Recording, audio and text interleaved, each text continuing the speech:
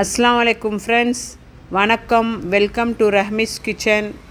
இன்றைக்கி நம்ம பாவக்காயில் தீயல் பண்ண போகிறோம். பாவக்காய் வந்து நல்லா கழுகி எடுத்து ஃபஸ்ட்டு பாவக்காய் கட் பண்ணிக்கலாம். கட் பண்ணி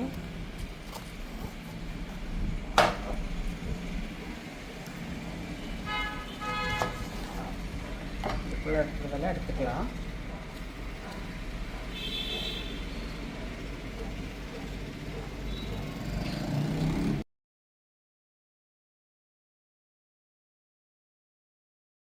பாருங்க ஃப்ரெண்ட்ஸ், பாவக்காய் அறுத்தாச்சு. கழுகுன பாவக்காய் அறுத்து இப்படி அறுத்தாச்சு.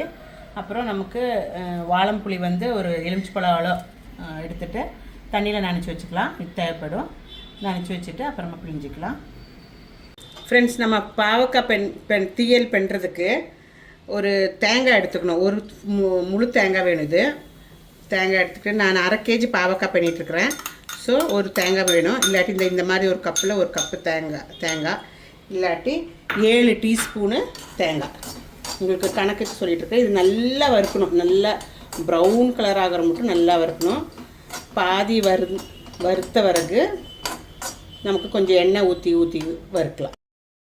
அந்த ஈர பசை போன பிறகு கருவேப்பிலையும் ஒரு பச்சை மிளகு போட்டுக்குங்க. அப்புறம் கொஞ்சமாக வெந்தயம், ஒரு 1/4 டீஸ்பூன் வெந்தயம் போட்டுக்குங்க. அப்புறம் ஒரு 2 டேபிள் ஸ்பூன் அவ்வளோ எண்ணெய் ஊற்றிக்குங்க. நல்லா கோல்டன் ப்ரௌன் ஆகணும் தேங்காய். நான் அப்படியே ஊற்றுந்த தேங்காய் அப்போது அது எல்லாம் ஊற்றி இது நல்ல ஸ்மெல், சூப்பராக ஸ்மெல் வருது. தேங்காய் வறுக்கிறது ரொம்ப அருமையாக இருக்குது. இந்த மாதிரி கோல்டன் ப்ரௌன் ஆனவருக்கு நம்மளோட பொடிங்கெல்லாம் போட்டுக்கலாம். ஃப்ளேம் கொஞ்சம் கம்மி வச்சுக்கோங்க, கரிஞ்சிரும் பொடி போடும்போது. அதனால் கம்மி வச்சுங்க. இல்லாட்டி இறக்கிட்டு கூடி போடலாம். அப்புறம் திருப்பி வேணுமா சூட் பண்ணிக்கலாம். இப்போ நம்ம வந்து எல்லா பொடிங்களும் போட்டுக்கலாம்.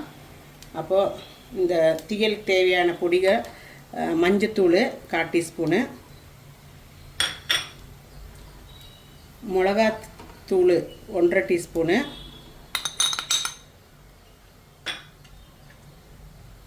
தனியாத்தூள் 1 டீஸ்பூனு, இதெல்லாம் போட்டு நல்லா இளக்கிக்கலாம். நம்ம பொடியெல்லாம் வறுத்தாச்சு பாருங்கள் ஃப்ரெண்ட்ஸ். தேங்காய் கூட போட்டு எல்லா பொடியும் வறுத்தாச்சு. வறுத்தான பிறகு இது ஆஃப் பண்ணிவிட்டு ஆறின பிறகு நல்லா பேஸ்ட்டாக அரைச்சி எடுத்துக்கலாம். பேன் வச்சுட்டு ஒரு 3 டீஸ்பூன் அவ்வளோ தேங்காய் எண்ணெய் ஊற்றிக்கோங்க.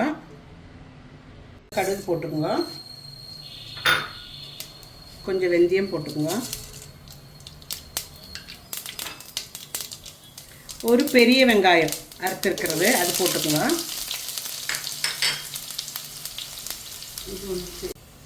கருவேப்பிலை போட்டுக்கோங்க. 2 பச்சை மிளகு போட்டுக்கோங்க. ஒரு 15 சின்ன வெங்காயமும் 15 பூண்டு பல்.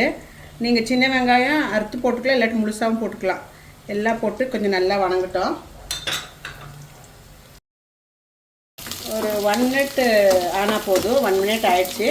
இப்போ நம்ம அறுத்து வச்ச பாவக்காய் இதில் போட்டுக்கலாம்.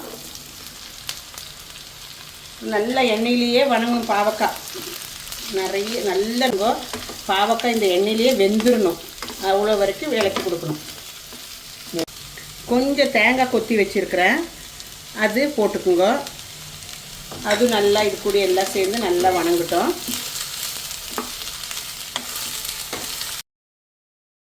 மிக்சியில் தேங்காய் போட்டுட்டு நல்லா பேஸ்ட்டாக அரைச்சிக்கலாம். தேங்காய் ஆறி போச்சு. தேங்காய் பாருங்கள் ஃப்ரெண்ட்ஸ், நல்லா நைஸாக அரைக்கணும். நைஸாக அரைஞ்சிருச்சு. நல்ல வாசனை வருது. பாவக்காய் அது தேங்காய் வறுத்த அரைச்சிடுறது சூப்பராக இருக்குது. நம்ம தேங்காய் அந்த ஜார் கொஞ்சம் கழுகி இதில் தண்ணி ஊற்றிக்கலாம். நம்ம ஜார் கழுகுன தண்ணி ஊற்றிக்கிட்டோம். அதுலேருந்து தேங்காயெல்லாம் வந்துடுச்சு. நீங்கள் பாருங்கள், தேவைப்பட்டால் இன்னும் கொஞ்சம் தண்ணி ஊற்றிக்குங்க. நம்ம இன்னும் கொஞ்சம் தண்ணி ஊற்றிக்கலாம். ஒரு பவுல் அவ்வளோ தண்ணி ஊற்றிக்குங்க. இது நல்லா வேகட்டும். தண்ணி வத்துடும். எண்ணெய் தெளிஞ்சு வர மட்டும் நம்ம இதில் வேவிக்கணும். இது பாருங்கள் ஃப்ரெண்ட்ஸ், இப்படி ஆக்கிட்டு கலரெல்லாம் சூப்பராக இருக்குது பார்க்குறக்கு. நம்ம இது எண்ணெய் தெளிஞ்சு வரும்போது எப்படி இருக்குதுன்னு பார்ப்போம். மூடி வச்சு நல்லா வைங்க. பாருங்கள் ஃப்ரெண்ட்ஸ், நல்லா எண்ணெய் தெளிஞ்சு வந்துட்டுருக்குது. இந்த டைமில் நம்ம கொஞ்சம் காயப்பொடி போட்டுக்கலாம். பெருங்காயம் போட்டுக்கிட்டா கொஞ்சம் அப்புறம் இலக்கி விட்டுட்டு நல்லா தாத்தி வச்சுட்டு இன்னும் நல்லா கொஞ்சம் வற்றணும். நல்லா இலக்கி விட்டுட்டு இன்னும் கொஞ்சம் நேரம் வற்றணும்.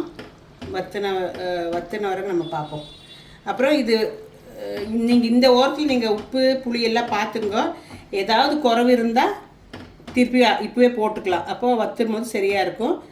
நீங்கள் நல்ல புளி சாப்பிட்றவங்களா இருந்தால் 2 எலுமிச்சம்பழம் அவ்வளோ புளி எடுத்துங்க.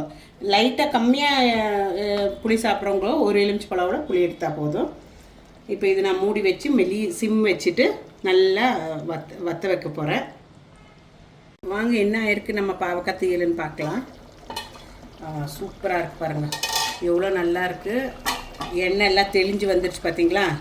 நல்லா இதாகிடுச்சு, நல்லா எண்ணெய் தெளிஞ்சு வந்திருக்கு. நம்ம இந்த கட்டத்தில் 1 ஸ்பூனு சர்க்கரை இல்லாட்டி வெல்லம், உங்களுக்கு எது இஷ்டம் அது போட்டுக்கோங்க. நான் ஒரு ஸ்பூன் வெல்லம் போட்டிருக்குறேன். நல்லா வெல்லத்தை போட்டு இலக்கி விட்டுட்டு நம்ம எல்லாம் இருக்கான்னு பார்த்துக்கலாம். உப்பு புளி காரம் எல்லாம் இருக்கான்னு பார்த்துக்கலாம். பாருங்கள் கெட்டி ஆகிடுச்சு. இந்த ஓரத்தில் நீங்கள் ஆஃப் பண்ணிட்டால் இருக்க கட்டியும் ஆகும். பின்ன இது இன்றைக்கி கூட்டுறதுக்கு நாளைக்கு சாப்பிட்டா தான் ரொம்ப டேஸ்டியாக இருக்கும், ரொம்ப சூப்பராக இருக்கும். பாவக்காய் சாறு இருக்க ரொம்ப மீன் குழம்பு மாதிரி ரொம்ப டேஸ்ட்டாக இருக்கும்.